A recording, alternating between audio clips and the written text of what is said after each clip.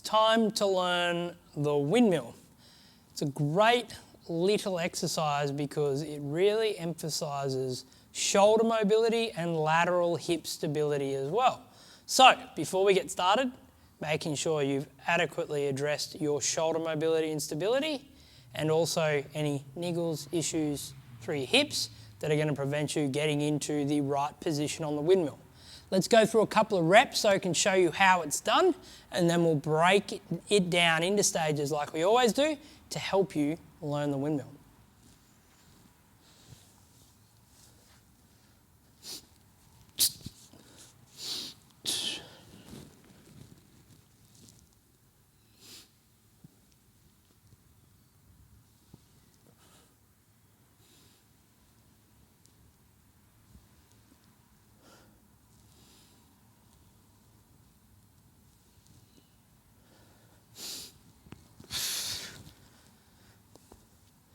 And there you have it, the kettlebell windmill.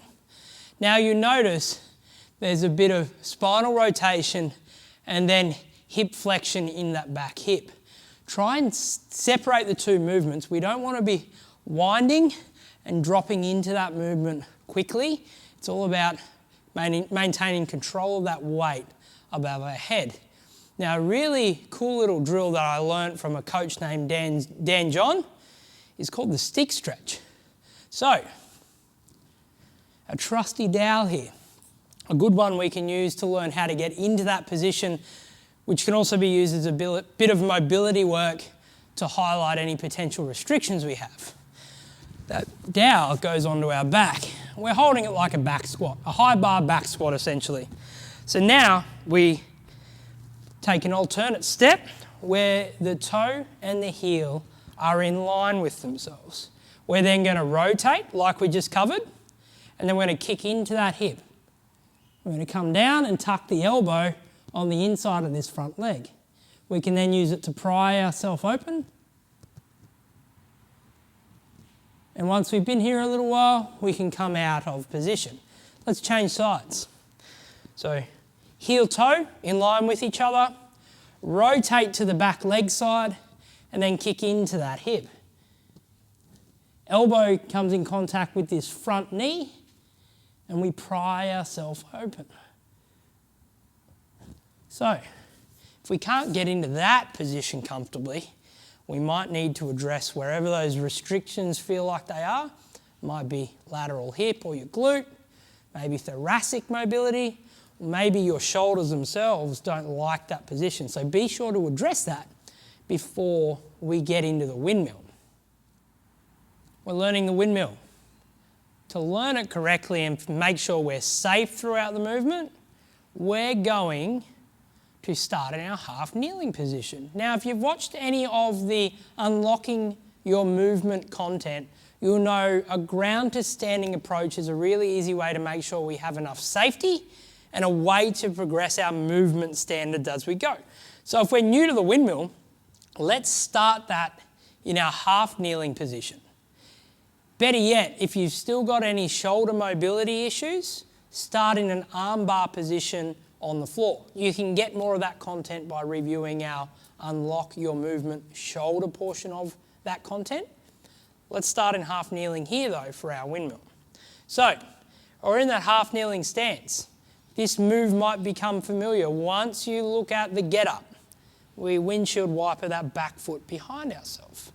So, this is a really good spot we can practice the get up portion from side to half kneeling as well. So if you struggle with that bit, this is going to really emphasize that hip, push into that hip to then come out into that tall half kneeling position. So without the weight first, we want to focus on when we push into that hip, this lat staying connected.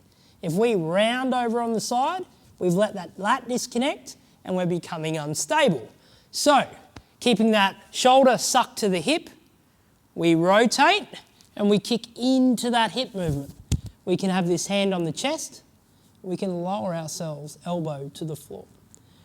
This is the minimum standard we want to achieve, team. Elbow to the floor, and then we simply drive up into that top position. Lat, shoulder sucked to the hip, rotate, lat stays connected, elbow comes to the floor. Once we're confident, if we want to go a little bit deeper, we can. And then we simply squeeze the glutes, drive back out into that top position. Now let's add some weight. Into the rack, pressing above. Eyes are on that bell.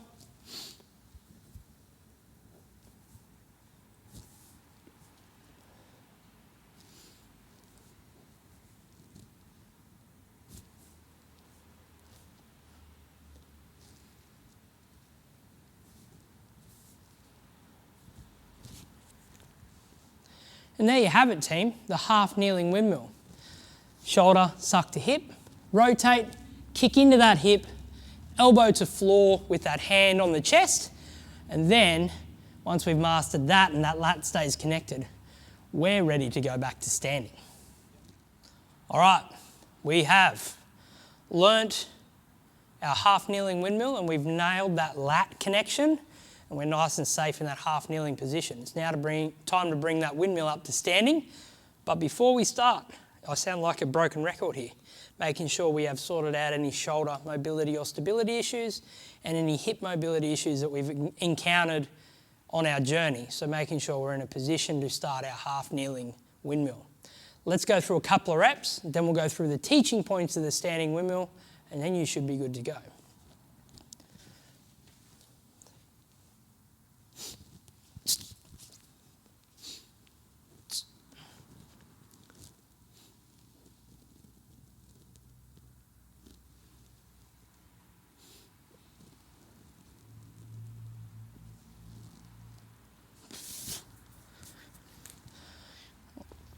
Okay, let's start bottom to top. When we get that bell overhead, we're simply going to pivot our feet on 45 away from the bell. So if we've got that right hand up, those feet are going left. Both feet go 45 from that forward position. So we simply pivot and we start on 45 like so. Let's talk about the hips now. When we're ready to kick into that movement, after that rotation, we're kicking into this back hip. So we're going into flexion and we're pushing in like so. With that rotation, once we get to here, this spare arm comes on the inside of the leg to track and feel our way down. Once we get fingers to floor or fingers to where we can maintain that lat connection, that's depth. And we come to the top. Now the final bit is that lat connection. Now focusing on this shoulder being sucked to the hip and not becoming disconnected, we rotate, we keep that connection. If this is as far as we get down, we come back up. But ideally, full range is fingers to floor. We drive through the glutes, come back up to that top position. So to recap, top down now. Rotate to the bell, eyes are on the bell at all times. We kick into that hip, lat stays connected, hand comes down the inside of the thigh and inside of the leg, fingers to floor, and standing back up. You'll feel the weight shift. Once you rotate to that 45-degree angle, this back leg should have the weight distributed on it. The way to test is raising this front leg. So when we're down here, if we can't do this, we're shifted too far forward. So we want to shift our weight to our heel and raise that front leg unloaded before we go to loading the kettlebell.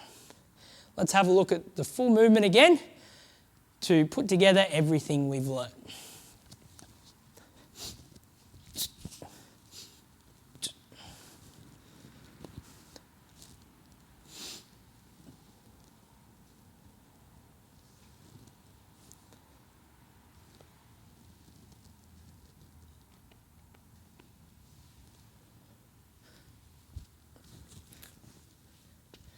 And there you have it, team. From floor to standing, we go armbar, half kneeling windmill to standing windmill. Remembering those cues and catchwords, feet on 45, lat stays connected, spare hand runs down on the inside of the leg, maintaining a nice stable position. It's rotate and then flexion or push into that hip, And there is your kettlebell windmill.